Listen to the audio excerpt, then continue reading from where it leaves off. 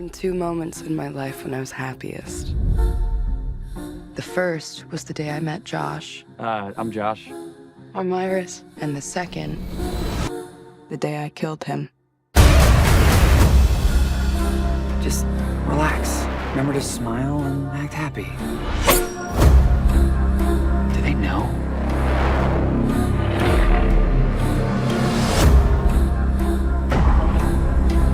Iris, wake up.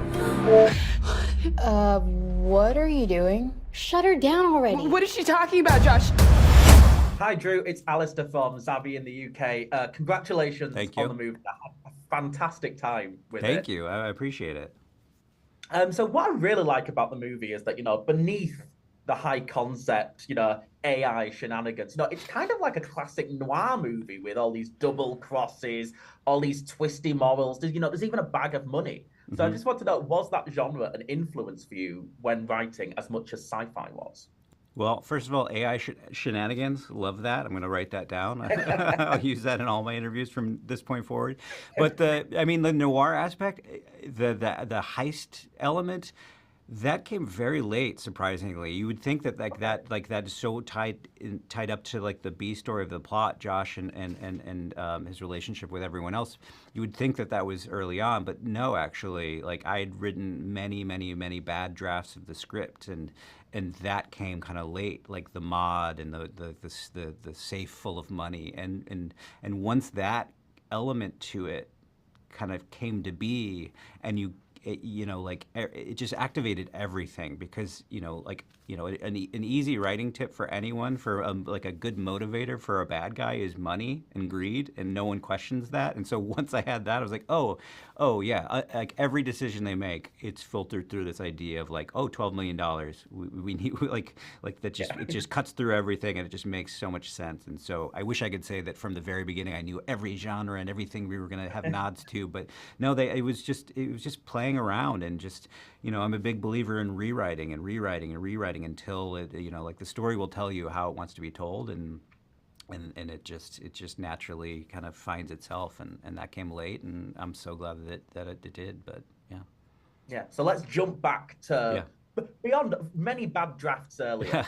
So you said that one of the first jumping off points for you was to make a story not about AI gone wrong, but about AI gone right. So I was just wondering, like, when you had that idea, like, are you someone who's less anxious about AI coming in, and you wanted to write a story to reflect that? Yeah. So at the very beginning, when I had the idea, every every project is different. How you come up with the idea, like this one. This one was really magical. It was almost like it was meant to be. Like one day I just was sitting around, and then the whole log line for the movie just kind of fully baked popped into my head, which was like, three couples go to a cabin in the woods, and one of them finds out they're a robot going to be shut down, and then it just takes on kind of the horror structure of like every 10 minutes someone's going to get picked off. But at the very beginning, my initial, my inclination was to make her the antagonist, like make it another story about AI gone wrong. And as I'm writing the movie, as I'm breaking the story and figuring out each of the story beats, I'm finding myself like relating with the robot more. Like she's getting to the house, and she's worried about meeting his friends, and she's worried about screwing up, and it's tapping into this like feeling that I've had meeting like partners, family, and friends, and the alienation you feel, and you don't want to screw anything up. And so as soon as I'm like, I had that, I had to take a step back and go, oh wait, could I tell the story of a story of AI, exactly that, AI gone right? Could you tell a story where the most human character is actually the robot? And is that a possibility, by making her more sympathetic and more empathetic than all the other characters?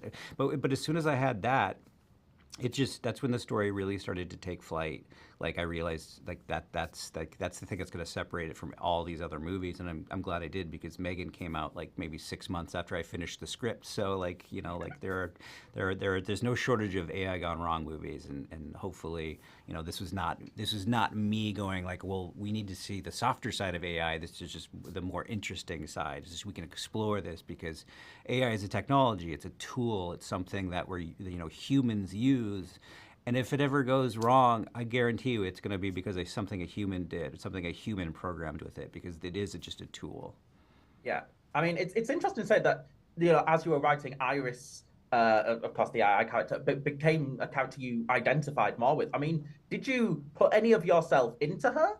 Yeah, I mean, you have to. And I didn't realize how much of myself I put into her until I finished the first draft and looked back and I realized, oh, this is a story about imposter syndrome. This is a story about someone who feels like they're less than and then finds out that they are less than. Like you always want to throw the worst possible scenario to your characters, that kind of exploit their weaknesses. And her weakness is she feels like she's not human, and she finds out, you know what?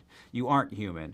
And so then the story becomes like her path to self-discovery and understanding who she is and finding empowerment through that to get her to a place that she can escape this toxic relationship that she's in. Obviously, this is a movie with a lot of twists, and I'm not going to discuss them. I'm not going to discuss anything beyond what the trailer has revealed to people. Thank you.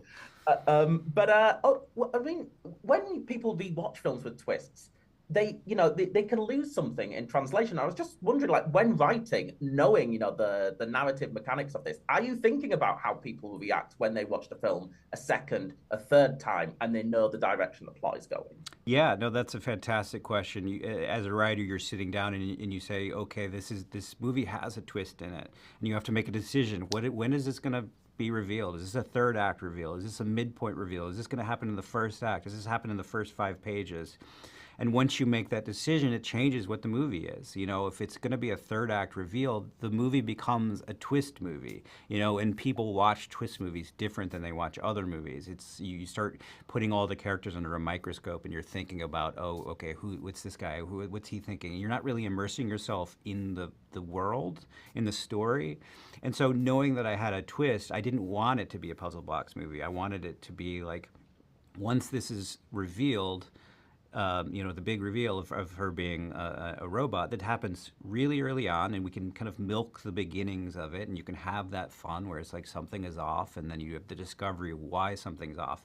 But then once you reveal it, it kind of puts you in a position where your audience is like, oh, I didn't realize it was going to come so soon. Now what this movie? What is this movie? And I think it gives them permission to kind of sit back, relax, and just let the movie kind of take them on this like madcap roller coaster genre bending adventure. So I don't think it's any shock to say that, the male partner in this relationship is quite manipulative, quite a bit of an ass. But Jack Quaid, he has a reputation for being like one of the nicest guys in Hollywood. So I just want to know, why have you cast him? Why does he make such a good asshole on screen?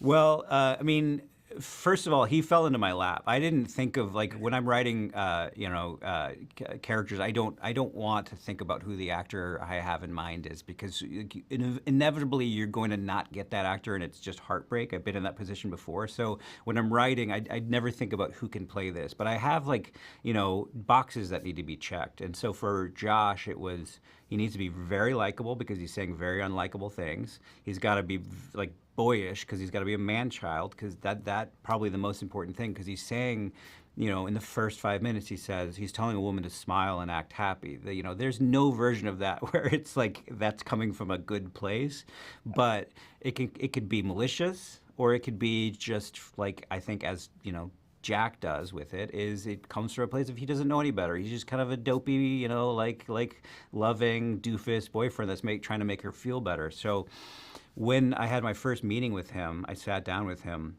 I was like, oh my God, this guy is so likable and charismatic, and that's exactly what you need with Josh, because it's the needle to thread is, how do you make unlikability likable? And it's Jack Quaid, who is a wonderful, beautiful, very endearing and great man. There's no Josh in him. I feel like I need to say that. Yeah, but he's just so good at doing that. Yeah, he is. Yeah. I mean, so Zach Cregger, of course, who made Barbarian, he was originally going to direct this before he convinced you. So I just want to know, it's your directorial debut. Were you initially against the idea of stepping up to the director's chair? I was never against it, but I'd be lying if I wasn't afraid of it, because I've been in the business for a long time. I've bounced around in TV. I've done rewrites on movies, and so I know how hard it is to direct. It is just a tremendous amount of stress. And so when he, I got that phone call from Zach that said, "Hey, I think that you could direct this movie. I think the best thing that I could do as a producer is to just take a step back and be a producer and just mentor and shepherd you through this process." When he said that, I was like, "Oh, great! Like, I need a couple days." Like, it was like my heart started beating. I was like, "Oh my God, do I have the ability to do that?" And then, it just, as soon as I realized, I think it took me about 2 days to realize, how many times are you going to get this opportunity? You'd be a fool to pass this up. As soon as that, reality came crashing in, and I was like, oh yeah, this is no one gets this phone call. Take advantage of this, and every mistake you've made up to this point is just getting you to the confidence that you can direct something. And yeah, I'm so glad that I did, because if I hadn't, I'd be probably in my apartment right now, not talking to you. Well, Drew, I'm glad that you are talking to me. Congratulations. Thank you. Again on the movie.